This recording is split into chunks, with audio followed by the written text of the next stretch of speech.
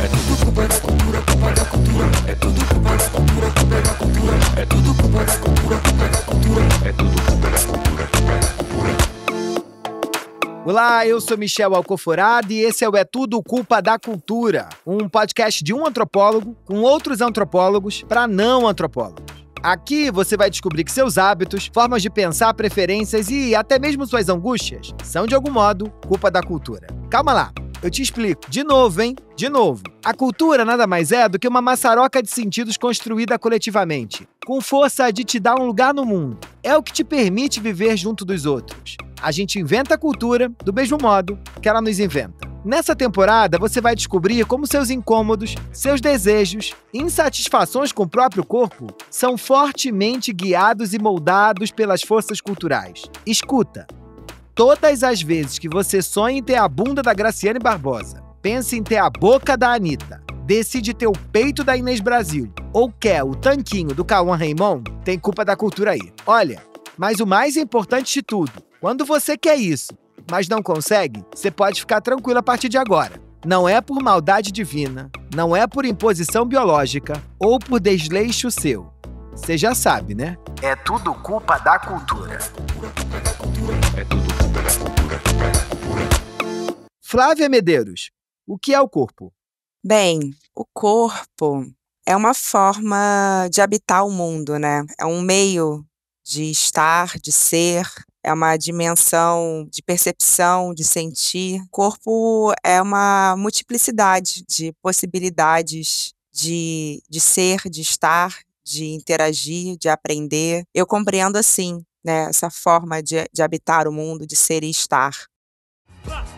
A marcha fúnebre prossegue, a festa morta desfigurada no IML.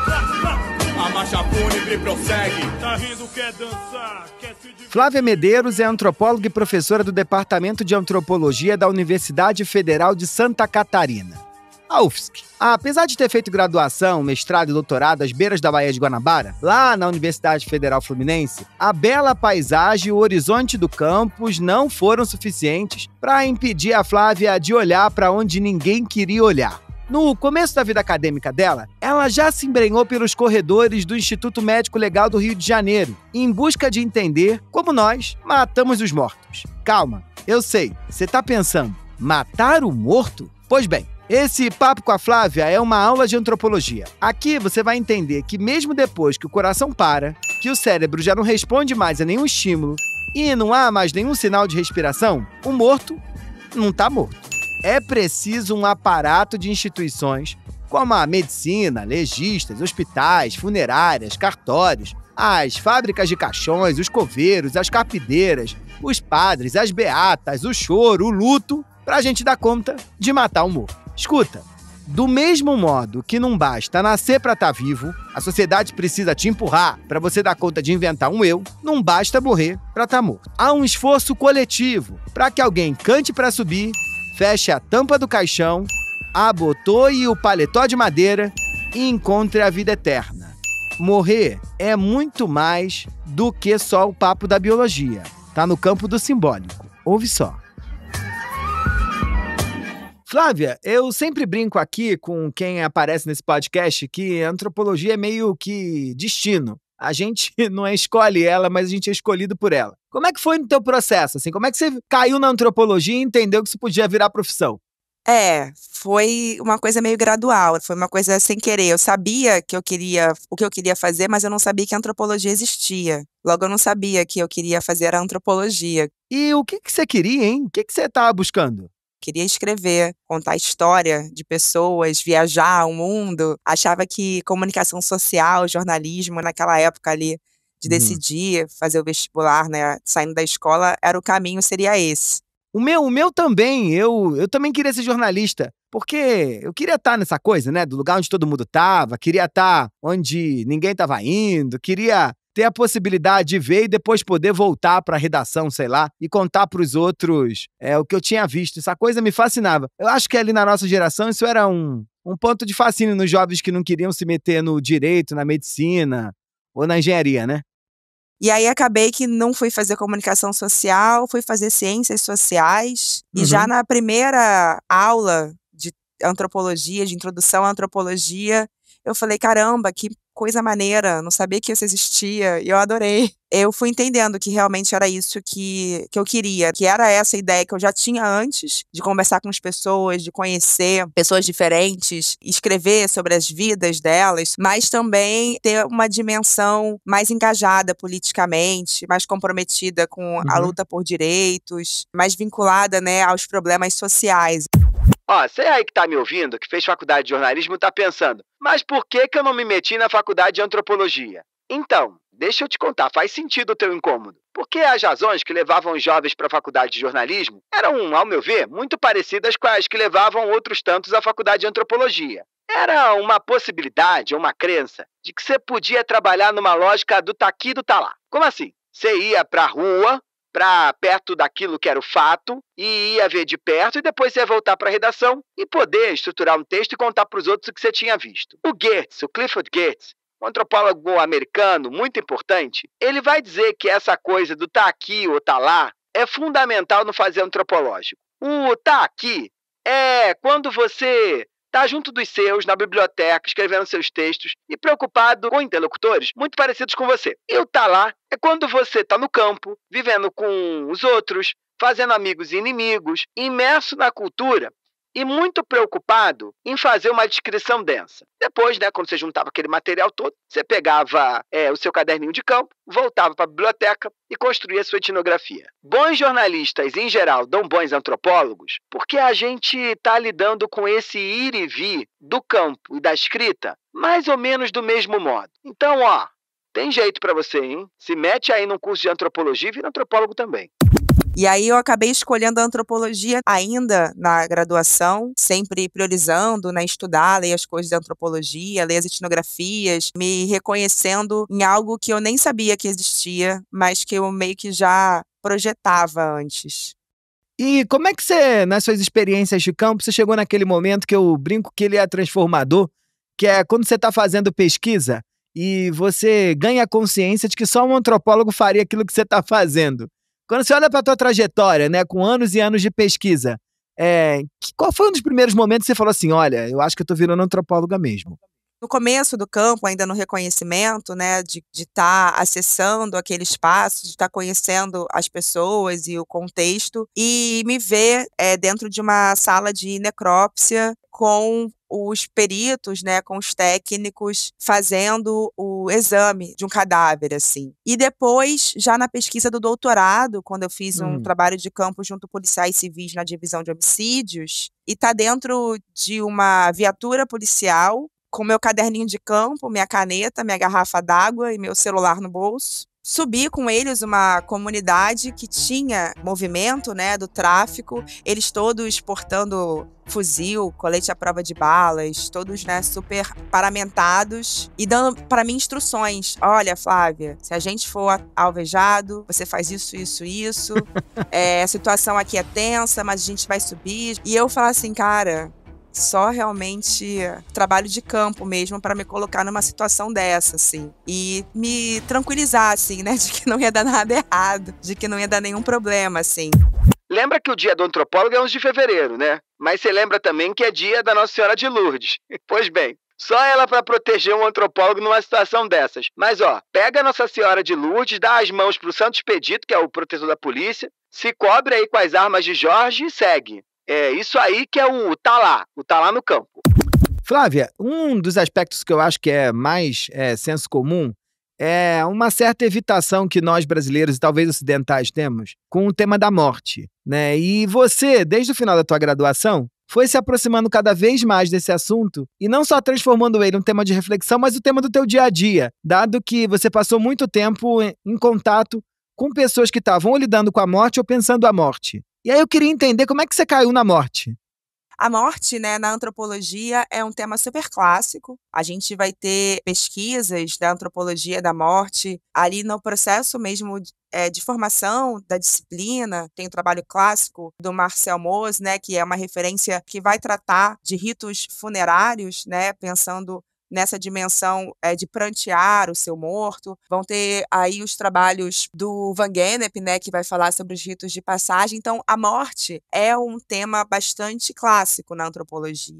Marcel Mauss é um antropólogo francês e é considerado um dos pais da antropologia francesa. Autor de um livrinho clássico que você pode comprar por aí. Foi republicado agora pela UBU Editora. Se chama Sociologia e Antropologia. Já o Van Gennep é um etnólogo alemão que viveu parte da vida dele na França, escreveu um livro muito importante, Os Ritos de Passagem, e vai marcar também o pensamento antropológico de uma forma geral. Pra você ficar aqui na mesma página da gente, eu vou te contar rapidinho. A grande sacada do Marcel Mauss, que vai bugar a academia francesa e a antropologia até hoje, é que ele vai defender que o luto e a maneira como você reage à morte de alguém não tem nada a ver com tarefa individual, com preferência, ou a tua vontade, ou com teu jeitinho. Ao contrário, esses eventos que parecem meramente psicológicos, ou sei lá, biológicos, são profundamente moldados pela sociedade e por aquilo que a sociedade espera que você faça num momento como esse. Calma lá, eu te explico. Em outras palavras, para você não achar que não entendeu. Quando você vai no enterro de um milionário, tá todo mundo lá de preto, óculos escuro, terno, balbuciando palavras, chorando, mas se esforçando para esconder a lágrima. Pode parecer, às vezes, que os ricos são bastante insensíveis, só estão pensando na herança. Não é porque eles são assim. É como a sociedade espera que eles reajam num momento como esse. Ou do mesmo modo, quando você vai no enterro de alguém mais jovem, de classe popular, num cemitério de periferia, e a família está desesperada no velório, grita, chora, diz que quer ir junto, desmaia, essas pessoas agem de maneiras muito distintas das famílias de elite. Não são por características individuais. Não, porque são gramáticas diferentes que estão operando na concepção e na percepção do que deve ser um rito funerário. É essa gramática que define como, quando e de que forma os sentimentos e a tristeza, o luto, precisam e devem ser expostos num evento como esse. Não vou tomar muito teu tempo não, mas vou te contar uma história. Numa dessas idas à Índia, eu tive em Varanasi, que é uma cidade com milhares de anos banhada ali pelo rio Ganges. Os hindus sonham em serem cremados à beira do rio, que eles acreditam que quando os restos são jogados ali, na beira do rio, se tudo der certo, a força purificadora dessas águas sagradas vão fazer com que eles cumpram a missão de não precisar reencarnar nunca mais. Então, há uma certa paz, tanto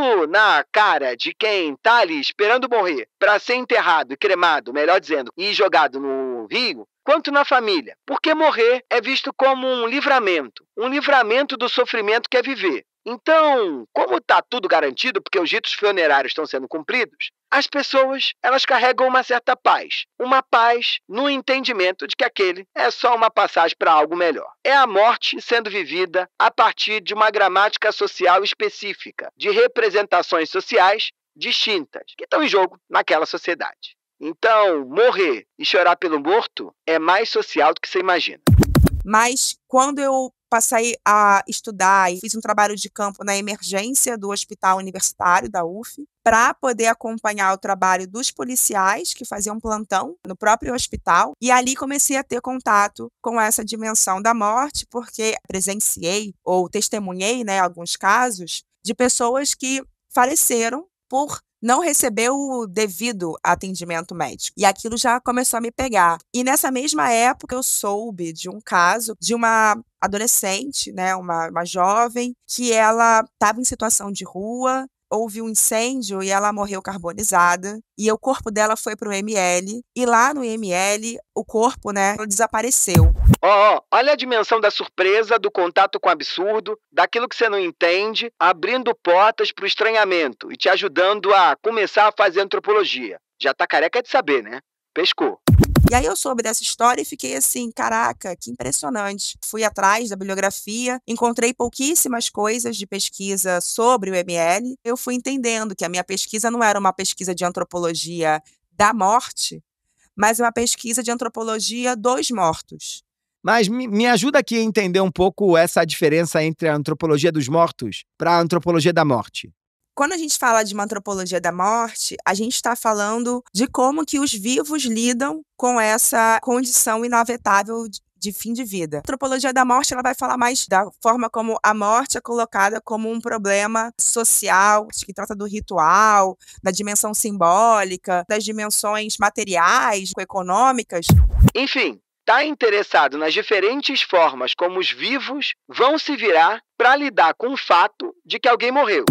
Mas que no meu caso tinha a ver mais com pensar essas pessoas sem vida e o lugar delas na sociedade. Tá olhando para essa dimensão do morto enquanto um sujeito social, né, que está dentro ainda das relações sociais, que tem lugar na memória, que tem lugar nas demandas políticas, que tem lugar nas instituições, como eu chamo, construção social e institucional dos mortos, né, no processo de produção de documentos, de nomeação, de referir-se, né, a esse morto de uma maneira a mantê-lo vivo na vida dos vivos. Lindo, lindo! A antropologia dos mortos está preocupada em como o morto, depois de morto, continua vivo e como os vivos vão lidar com o morto-vivo. Mais ou menos por aí. E eu fiquei muito curioso, né? Você já contou pra gente como foi que você se despertou pro assunto, mas eu fiquei muito curioso com a entrada no campo, né? Como é que você deu a tua entrada dentro do ML? Quando eu fazia as disciplinas e conversava com colegas, com professores sobre o tema, a galera ficava assim, caramba, você vai fazer isso? Você tem certeza? Você quer ir fazer isso? O pessoal ficava meio espantado e tal. Mas, apesar disso, né, foi uma colega de turma que tinha um ex-vizinho que trabalhava na polícia civil, e essa minha colega, ela tinha um vizinho que ele era papiloscopista da polícia, né? O papiloscopista é o homem que manja tudo de impressão digital, né? Tem gente que lê mão, e quem lê mão é o quiromancista. É o pessoal que vê aí as linhas da tua mão e decide o que vai ser o teu amanhã. Mas quem lê a impressão digital e ajuda a identificar quem é o papiloscopista. Difícil, hein? Papiloscopista.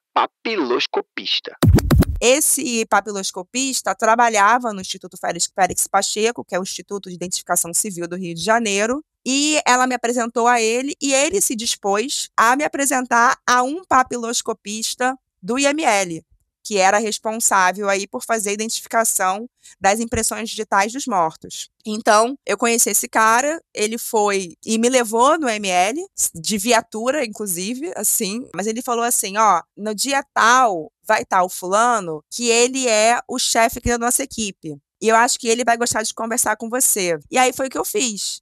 E Flávia, tem uma coisa que é muito clara no teu trabalho, é uma habilidade muito rara na antropologia, que é a sua capacidade de descrição, né, desse ambiente do ML e de cada pedacinho dessa instituição. Como é que eram os seus dias dentro do ML? Essa parte que antecede, que é o dia a dia lá da pesquisa, essa disposição de estar lá, né? Conforme eu fui tendo esse acesso, eu fui conseguindo autorização para ficar mais tempo e, em dado momento do campo, eu fazia os plantões, né, de 24 horas. Então, eu ia para lá e, eventualmente, também nos finais de semana. E lá era isso, assim, essa rotina de tentar escrever o que desce no caderno para, quando chegar em casa, fazer o diário de campo, descrevendo mais coisas, né? Ó, aqui vamos entrar um pouquinho mais de cabeça na antropologia. Tu já reparou que nessa temporada eu não estou só preocupado em trazer aqui os temas centrais das nossas conversas. Eu também quero trazer um pouquinho de alguns conceitos centrais para a disciplina. Então vamos embora. Olha, a experiência de campo da Flávia Medeiros é tão chocante para mim e para qualquer pessoa fora desse campo de estudos, que é a antropologia da morte, que eu fico a todo momento querendo saber o que aconteceu lá. Mas não por acaso, lá no começo do podcast, e agora de novo, volta essa coisa dessa distinção entre o tá aqui e o tá lá. Está lá no trabalho de campo os nossos interlocutores de pesquisa, vivendo uma outra vida, fazendo uma observação participante. E o está aqui mesmo, né? Junto com os nossos pares, outros acadêmicos, seja na universidade, no podcast, entre os vivos, mas sobretudo entre os vivos que não querem nem falar de morto, é parte do nosso jogo de entendimento da disciplina. Só que a Meryl Stratton, que é uma antropóloga feminista britânica, gênia, sabe tudo e mudou a antropologia nos últimos anos, ela vai questionar essa separação estanque entre o estar lá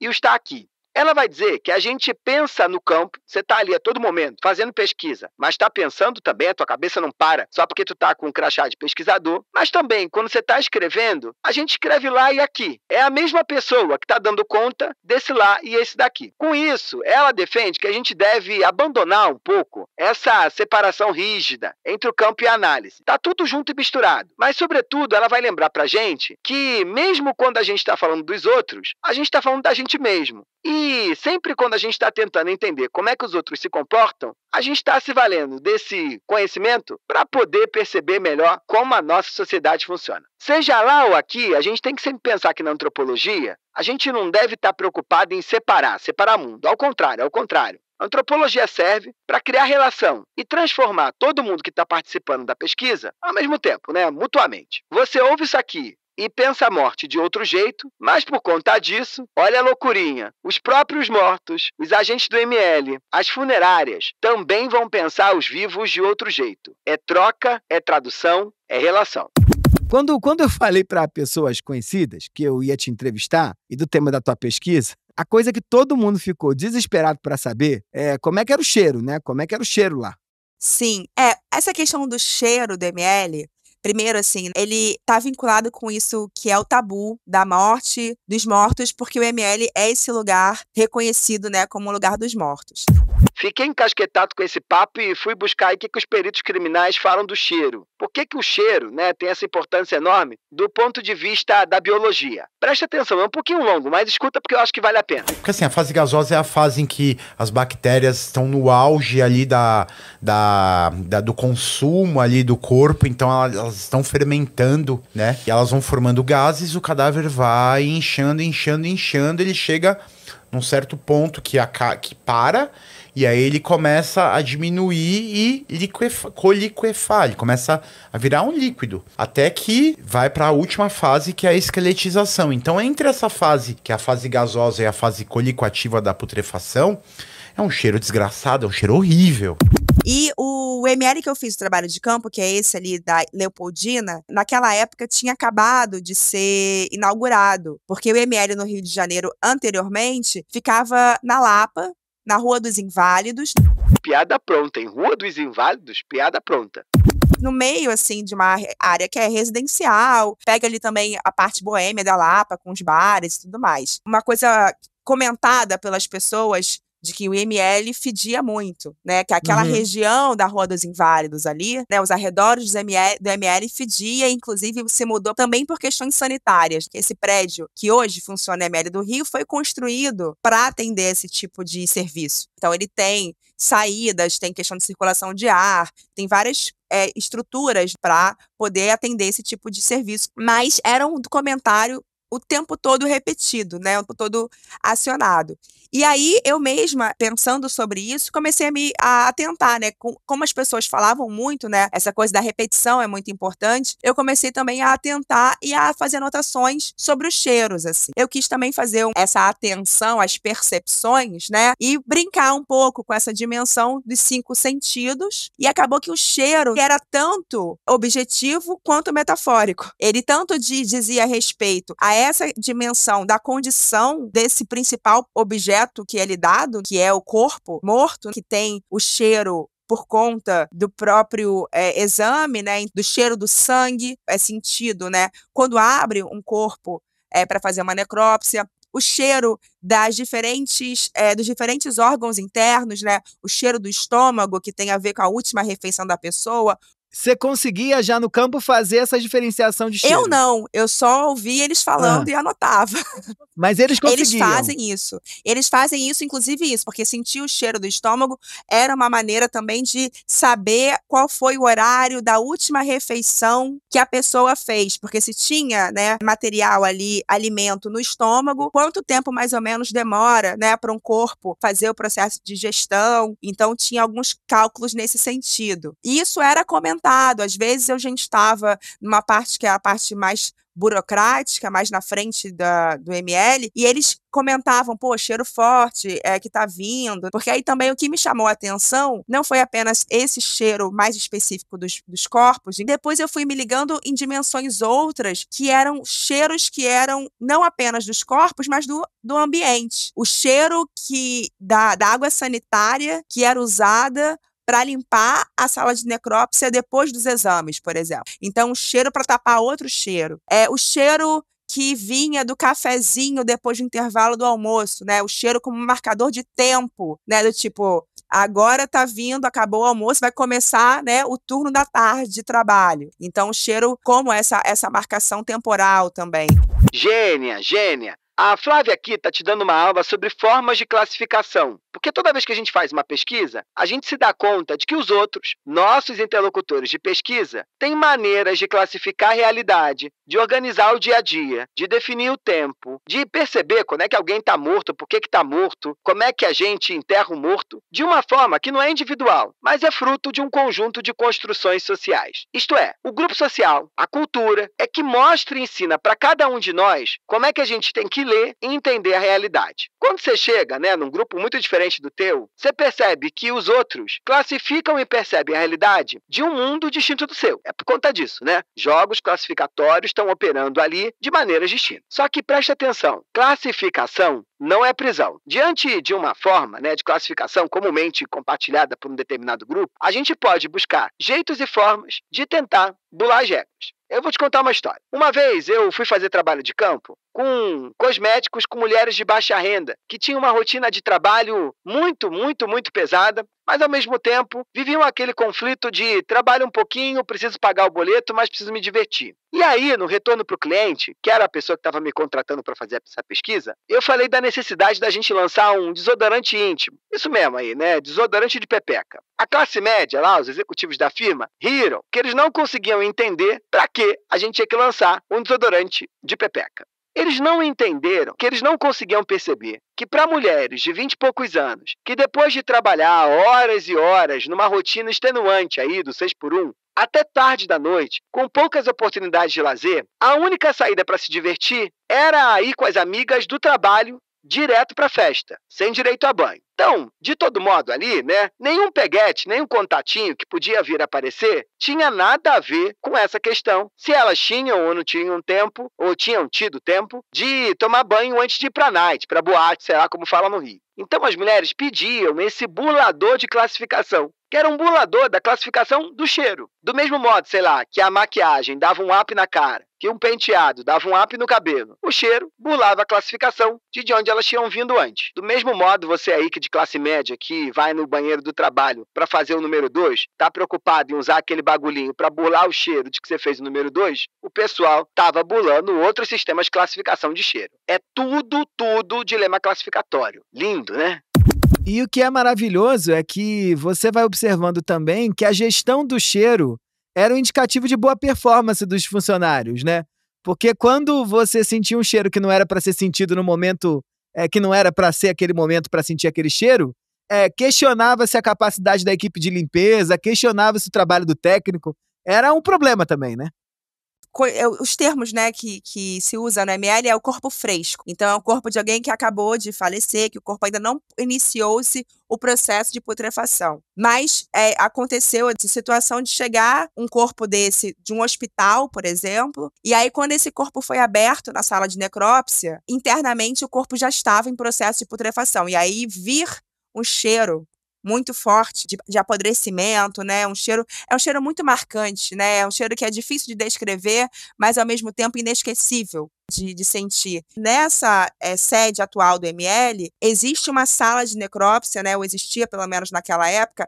externa ao prédio, na parte de fora, que foi feita especificamente para esses tipos de corpos, para separar esse cheiro, porque é um cheiro que impregna, Então, quando acontecia isso, eles faziam comentários do tipo, esqueceram esse morto no hospital, porque o processo de putrefação do corpo começou e aquilo não era coerente com o que eles tinham documentado, que era a hora da morte, o que aconteceu. Então, o tempo de morte da pessoa era muito também determinado pelos cheiros que eles poderiam sentir do corpo.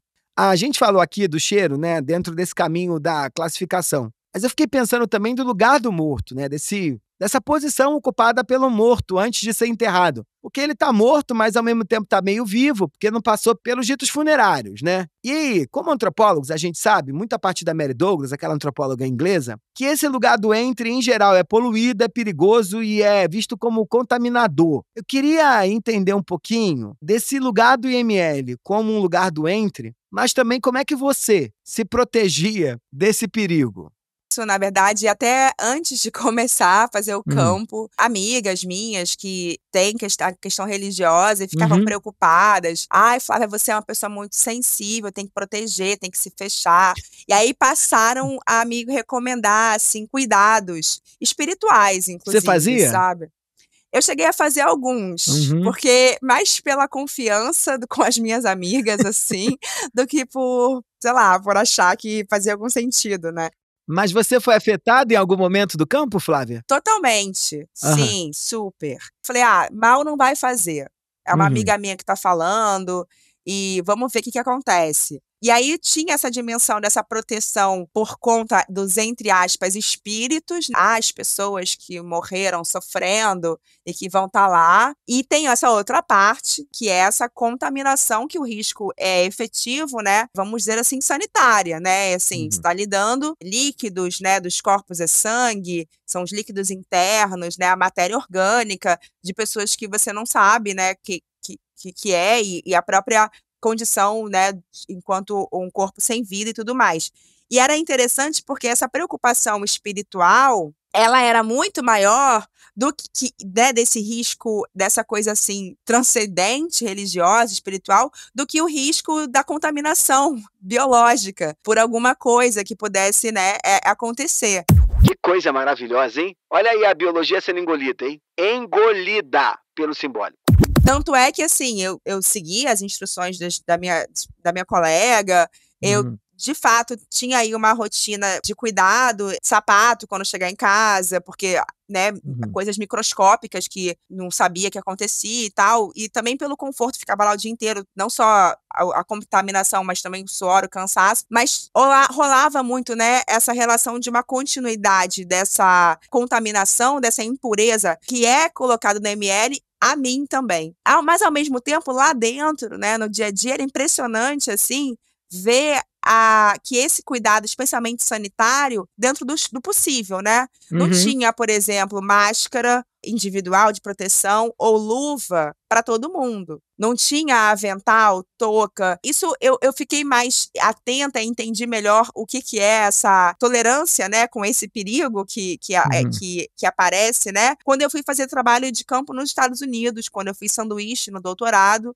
e lá eu fiz campo numa morgue, que é um necrotério público, na região da Califórnia, e lá toda vez que a perita, né, com quem eu fazia pesquisa, e eu mesma entrávamos e saíamos da sala de necrópsia, do contato com os mortos, a gente trocava toda a vestimenta de EPI, né, que é equipamento de proteção individual. Então, touca, máscara, botar jaleco, luva, botar calça, tipo, quando o médico vai entrar numa sala de cirurgia, lá eles tinham esse material, assim, à vontade. Não só para os funcionários, mas para a pesquisadora também.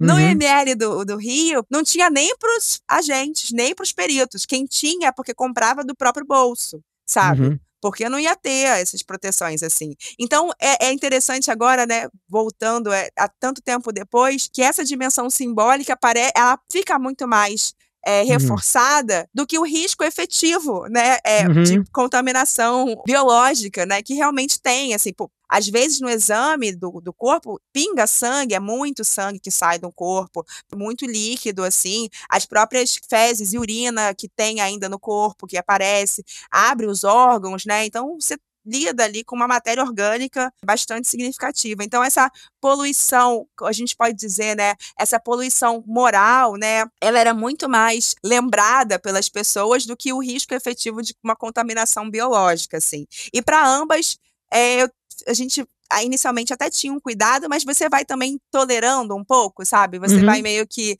menosprezando essas dimensões. E você fez campo na Argentina, né? E como é que era lá?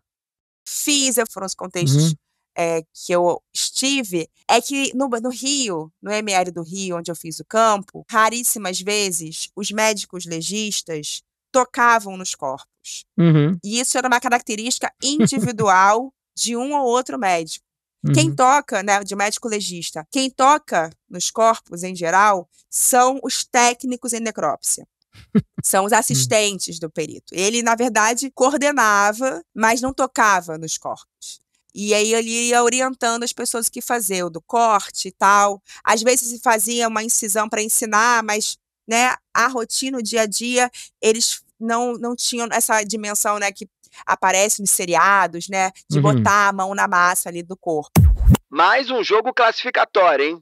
Tem um bocado de estudo na antropologia que vai mostrar a característica, né, um viés hierárquico da sociedade brasileira. Aqui, a gente está sempre posicionando uns em relação aos outros, e a gente gosta de acreditar que tem os de cima, que tem os de baixo, que o fulano quando morre canta para subir, obviamente, né, porque lá em cima é muito melhor do que aqui embaixo, que o inferno é embaixo da terra e por aí vai. Nesse jogo de separar tudo em caixinhas e colocar uns sobre os outros, a gente gosta de acreditar também que quem usa a mente é melhor do que quem usa o corpo para trabalhar. Quem é pago para usar a cabeça não deve se meter com quem é pago para usar o corpo, para lidar aí, né, com as despesas cotidianas. Sendo assim, no Brasil, o médico, que é aquele que tem o poder do saber e da mente, não coloca a mão, ele não mete a mão na massa, ele não se exaure fisicamente. Ele apenas diz para os outros que estão ali dispostos a fazer o trabalho braçal, o que eles precisam fazer.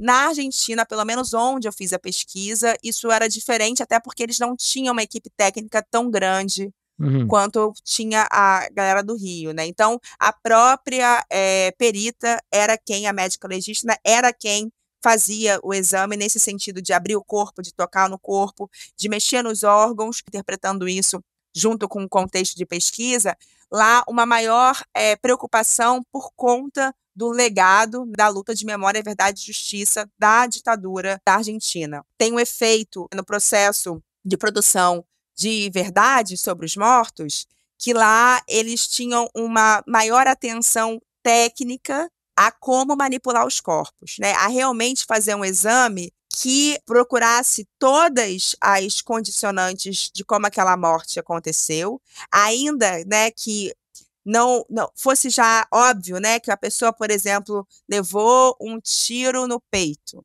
morreu de perfuração contundente, né, no coração, no tórax.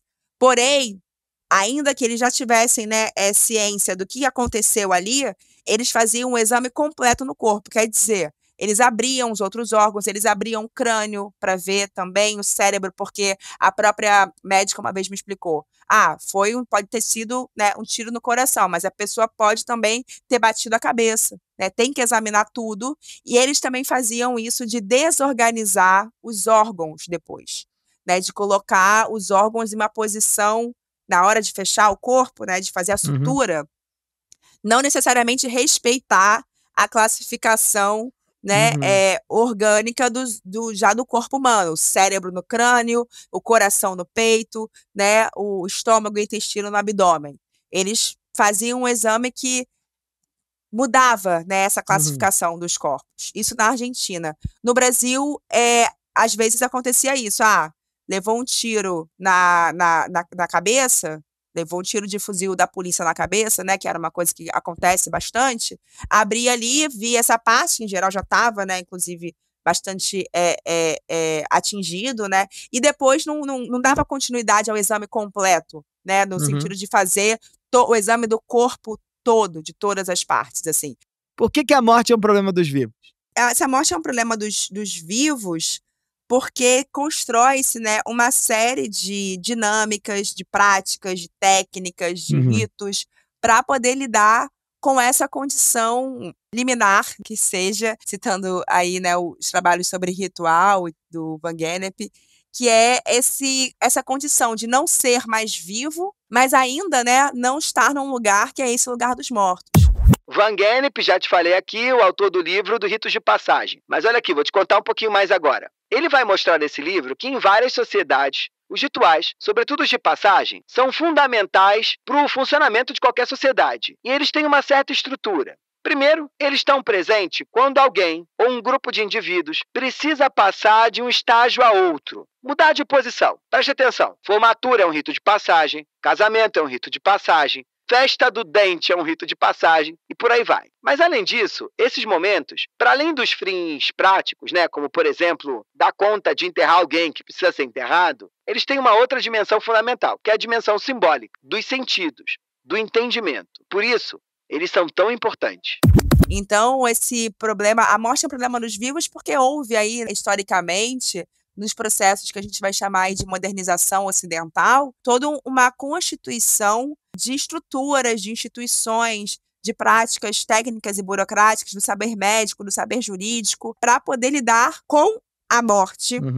Nesse sentido de constituir essa vida dos mortos. Então, toda a forma que hoje a gente toma como muito natural de fazer velório, de enterrar, de ter cemitério, espaço de memória dos mortos, a toda a parte burocrática, né, declaração de óbito, certidão de óbito, processos todos esses, né, que dizem respeito ao que são os mortos, são processos de construção social que, pensando a história da humanidade como um todo, são muito recentes. O tempo que a humanidade existe, essa dimensão que a gente tem hoje muito naturalizada da morte ser algo que tira a pessoa da sua vida social, do seu núcleo familiar e leva ela para uma dimensão institucional, isso tem a ver com controles, né, de epidemias, que até o período da Idade Média eram muito comuns, né? A igreja sempre ocupou um papel muito importante, né, nessa relação entre vivos e mortos, né, das dimensões religiosas da crença, do que acontece, né, com a pessoa depois que morre, o corpo morre, mas essas crenças nos espíritos de diferentes formas religiosas, seja a vida após a morte, seja a reencarnação, seja a dimensão cristã, que acredita, né, em camadas de céu, purgatório, inferno, né, mas que a vida continua, né, em outras esferas, e que, com esse processo de modernização ocidental, tem aí uma dimensão do controle sobre o próprio corpo morto, nesse sentido de ter que direcionar onde esse corpo vai estar, como que ele vai ser controlado, organizado. Então, tem aí essa diferença, né, que hoje a gente está muito acostumado, seja quando as pessoas morrem em instituições de saúde, né, ou quando tem que ir para o IML, porque também não são todos os casos que vão, né, para o IML. Tem um momento lá na tua tese que você fala que só há morte se tiver um corpo e só há morto se tiver um médico. Como um desses caminhos fundamentais, né, no processo de construção desse morto. Vamos começar entrando um pouquinho no papel do IML desse jogo, porque no senso comum a gente acredita que quando tem um acidente numa estrada, sei lá, ou numa rua, e a pessoa morre, ela automaticamente é dada como morta e ela morre. E não é assim, né? Porque ela precisa ir para o IML para o médico dizer que ela morreu. Como é que a medicina atua como um papel de Estado, como um aparelho de Estado mesmo, para dizer que quem morreu, morreu? Para o que a gente pode chamar, né, do senso geral, né, dessa dimensão, inclusive, de distanciamento com a morte, a morte ela é representada como alguma coisa imediata. De uma hora para outra, né, a pessoa morre. Está viva, acontece alguma coisa, a pessoa morreu e é um morto. Só que para que essa condição de morto, né, seja efetivada, tem um processo aí, tem uma construção desse morto. Então, por exemplo, né, nesse caso de acidente de trânsito, aquela morte que acontece no acidente de trânsito, ela só vai ser efetivamente validada, né, vai ser produzida de uma forma como uma verdade institucional, né, do Estado, do saber médico, quando esse corpo passa por esse processo, né, de chegar, entrar no ML, ser ali classificado, ser identificado. Então, você tem que essa relação entre quem é esse corpo com quem era esse vivo, que é essa dimensão dos documentos, né, da identificação daquela pessoa. E esse processo, né, do exame para poder você identificar como aquela pessoa morreu. Justamente isso, matar o morto. Presta atenção agora, hein? A Flávia vai te contar que todo morto precisa ser morto. É o que ela vai chamar de matar o morto. Se a gente que está vivo não mata o morto continua vivo. Ele vira um morto-vivo. Serve isso para o ML, serve isso para a Márcia Sensitiva, que vai achar que tem espírito obsessor, serve isso para psicanálise, com entendimento do luto, serve isso para tudo. É papel dos vivos matar o morto. Então, matar o morto, acionamento na sala de necrópsia pelos peritos dizer como que a gente vai matar esse morto. Esse matar o morto é dizer, né, é definir em termos médico-legais, nas classificações do CID, né, que é a Classificação Internacional de Doenças, que o que aconteceu objetivamente, especificamente, dos processos anatomofisiológicos, patológicos, em alguns casos, né, daquele corpo, né, seja por uma causa externa, que é chamada de causa violenta, seja por uma causa interna, que seria aí uma doença. Então, matar o morto, né, é essa determinação de uma situação que aconteceu naquele corpo, anatomofisiológica, para poder levar aquele corpo à morte. E isso, né, é esse processo aí também de construção desse morto. Então, junta o saber médico, porque a gente vai ter essa definição da morte, a declaração da morte, ela é, no Brasil, um ato médico, né? Em casos, assim, muito pontuais, né, de exceção, pode ter uma outra autoridade, na ausência de uma autoridade médica, que declare uma morte.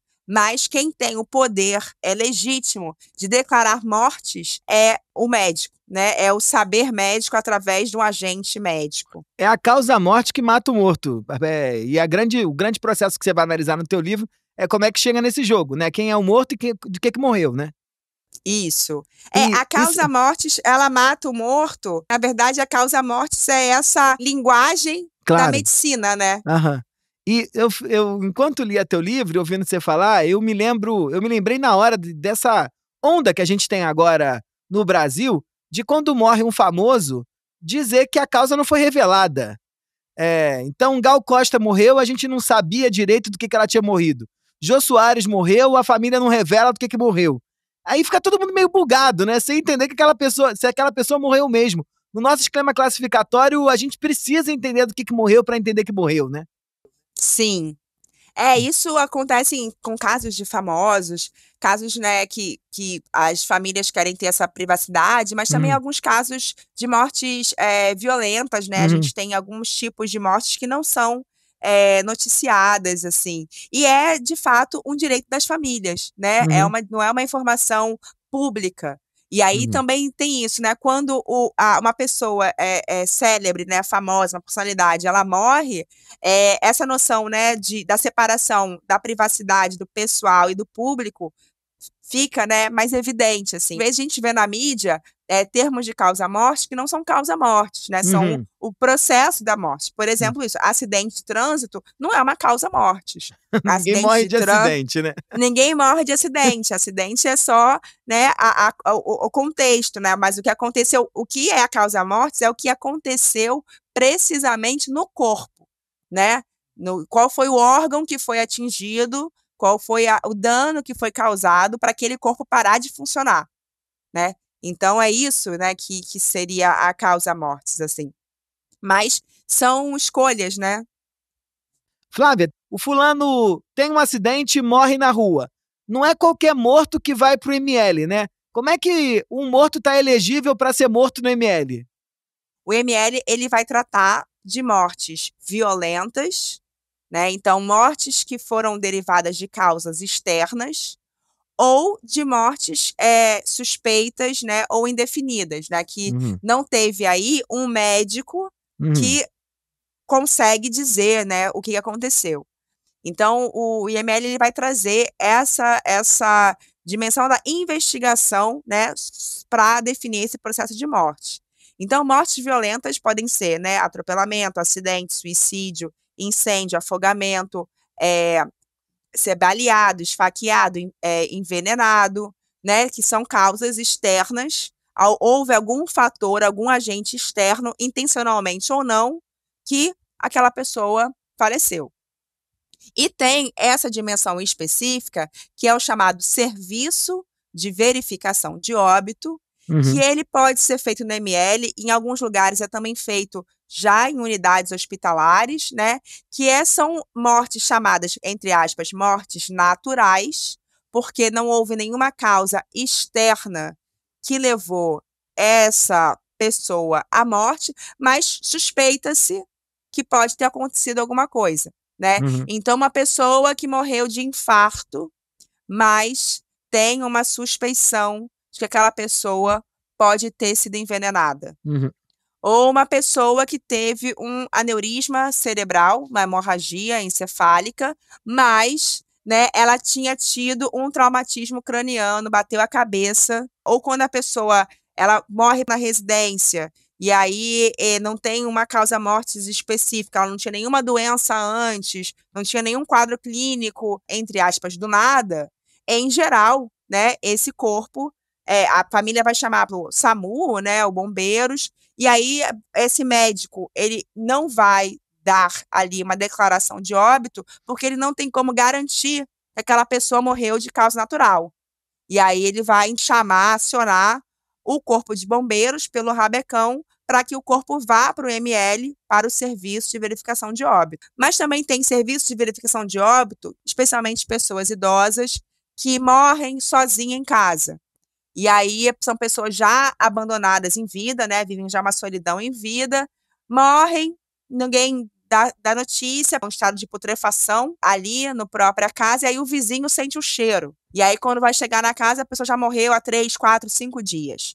Esse corpo também vai para o ML, lá para a sala de necrópsia dos putrefatos, inclusive. Então tem essa variedade, né, de possibilidades de morrer e de condições de mortos. Mas essa entrada sempre é feita, né, sempre deslocado pelo rabecão, né, que é esse serviço do Corpo de Bombeiros de transporte de cadáveres. Né? Então, aconteceu um acidente aqui, a pessoa morreu, vou eu levar no meu carro lá para o ML. Não, não existe isso. Né? Primeiro que não vai nem chegar, não vai ser aceito, e segundo que isso é uma alteração, né, de uma cena, tem que chamar a polícia, né, a polícia militar, e a polícia militar acionar o próprio rabecão, fazer o procedimento para fazer um registro, para poder levar o corpo até o ML. É maravilhoso, porque no esquema classificatório tem uma contradição em si, né? Porque você chama o rabecão porque morreu, mas o fulano não morreu em si, ele precisa morrer no ML, né? Ele já está biologicamente, pode dizer morto, mas burocrático e tecnicamente tem que ter um processo. Opa, rito de passagem, hein? Mas essa passagem, na qual eu me dediquei a detalhar, que me parece que pelo próprio tabu da morte e por essa gestão, né, de mortos distanciada para que a vida das pessoas continue, não dá tempo, né, das pessoas ficarem se preocupando com as minúcias da morte, né? Então, esse detalhe, né, essas várias etapas que eu analisei, elas servem também para organizar e classificar a vida dos vivos, né? A vida continuar como se ninguém estivesse morrendo, né? E o ML, ele lida justamente com todas essas mortes e o tempo todo, da perspectiva de quem está no ML, tem alguém morrendo, né? Porque o tempo todo está chegando morto para poder examinar e classificar, identificar e liberar para poder enterrar. Mas não é um ritual simples, não é de uma hora para outra, né? Tem uma passagem que dura ali, né, um tempo. Então, essa é a relação entre corpo e pessoa, ela também está nesse processo de que o corpo, ele está em desfazimento, né? Está em finitude, né? Então aquele corpo em algum momento, né, ele não vai existir mais, ele vai ser ou enterrado ou cremado, né? Mas esse rito, né, funerário vai marcar o fim da vida daquele corpo, mas a pessoa, ela vai estar existindo como morto, né, existindo na vida dos seus herdeiros, ou dos seus familiares, ou dos seus amigos. E por isso que o reclamante do corpo é tão importante no processo, né? Sim, o reclamante do corpo é meio assim, o representante, né, daquela pessoa, é representante, inclusive, assim, né, das relações sociais que aquela pessoa tinha em vida, né? Então, o reclamante vai ser aquele que vai reconhecer o corpo, vai dizer, sim, esse era realmente meu filho.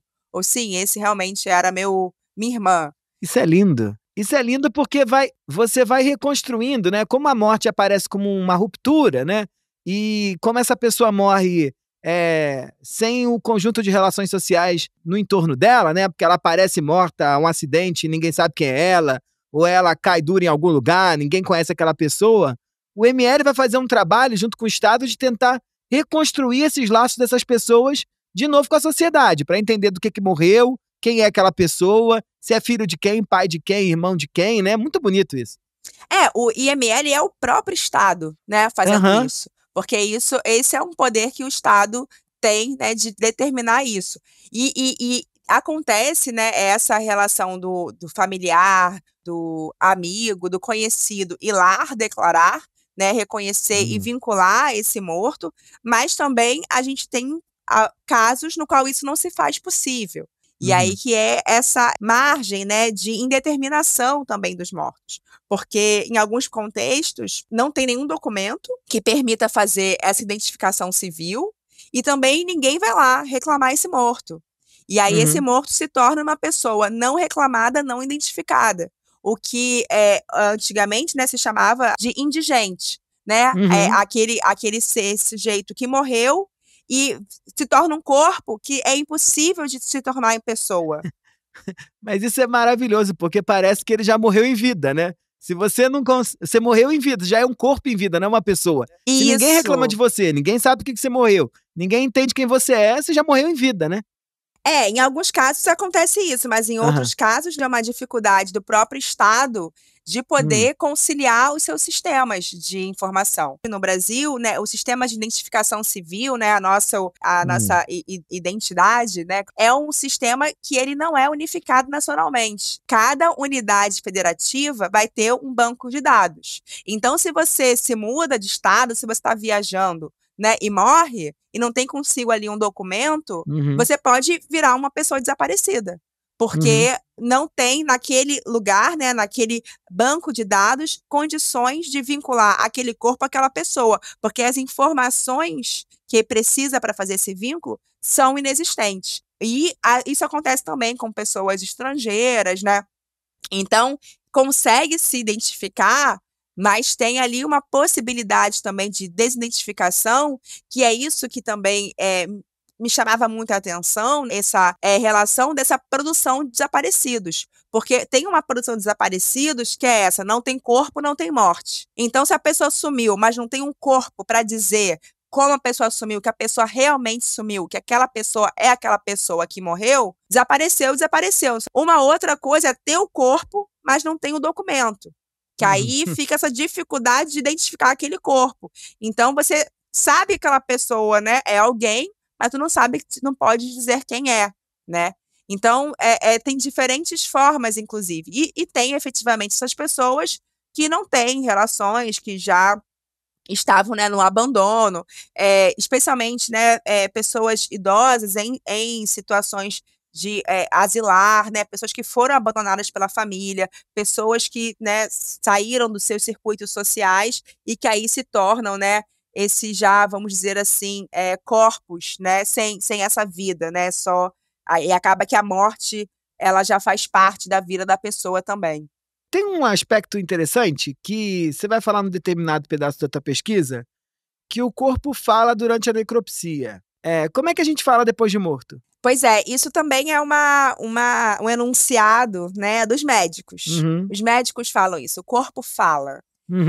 E esse corpo que fala, né, é também o reforço desse poder, que é um saber, poder, verdade, né, citando o Michel Foucault, que é essa conjunção, né, entre o conhecimento, o poder político, né, essa legitimidade de definição do que é a verdade, né, essa triangulação. Então, quando os médicos dizem que o corpo fala, é porque eles, né, são aí os intérpretes, os tradutores da linguagem do corpo. Linguagem essa que se dá por meio das evidências encontradas no próprio corpo, né? Nesses processos anátomo-fisiológicos que eu mencionei.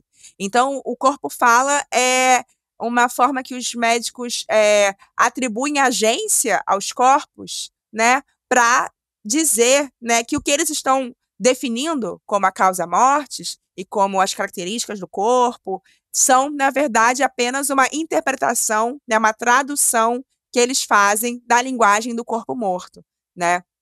Então, é um jargão, né, na medicina, essa ideia do corpo fala, inclusive, né? Especialmente pensando nos trabalhos dos médicos legistas. É porque eles estão, na verdade, atribuindo ao corpo um poder que é deles mesmos, né? De falar pelos corpos, assim. Maravilhoso. Flávia, eu amei esse papo, hein? Eu amei uma aula, já tinha aprendido muito no livro Matar o Morto, uma etnografia do Instituto Médico Legal do Rio de Janeiro, publicado pela EDUF, e continuei amando esse papo contigo. Muito obrigado, hein? Nossa, eu que agradeço muitíssimo. Eu já sou ouvinte também do É Tudo Culpa da Cultura, super fã, e agora tive a honra aqui de participar com você desse episódio. Muito obrigada mesmo.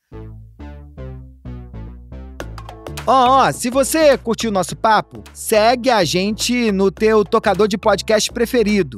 Dá 5 estrelas e também acompanha todos os vídeos que a gente tá lançando por aí nas redes sociais. Que, tamo malhando o corpinho pra ficar bem gostoso pra vocês. E deixa eu te falar um negócio. Você sabe que coisa boa, igual a gente tá te apresentando aqui, a gente não faz sozinho. A gente faz muito bem acompanhado de uma trupe. A pesquisa desse episódio ficou por conta de Fabiola Gomes. O roteiro e a apresentação estão na minha mão. A captação, a sonorização e a edição de áudio é da Voz Ativa Produções. A vinheta é do Estúdio Cavalo. Todas as artes que você vê por aqui nas redes sociais foram criadas por Diego Oliveira e Juliana Silva. E quem comanda os posts e a pós-produção é a Carla Viveiro. Mas quem manda em todos nós, em mim, na Fabiola, na Voz Ativa, no Estúdio Cavalo, no Diego, na Juliana e na Carla, é Carolina Pisa, que equilibra as peças, os cronos e as cabeças, para a gente conseguir chegar até aqui. Um muito obrigado a todos.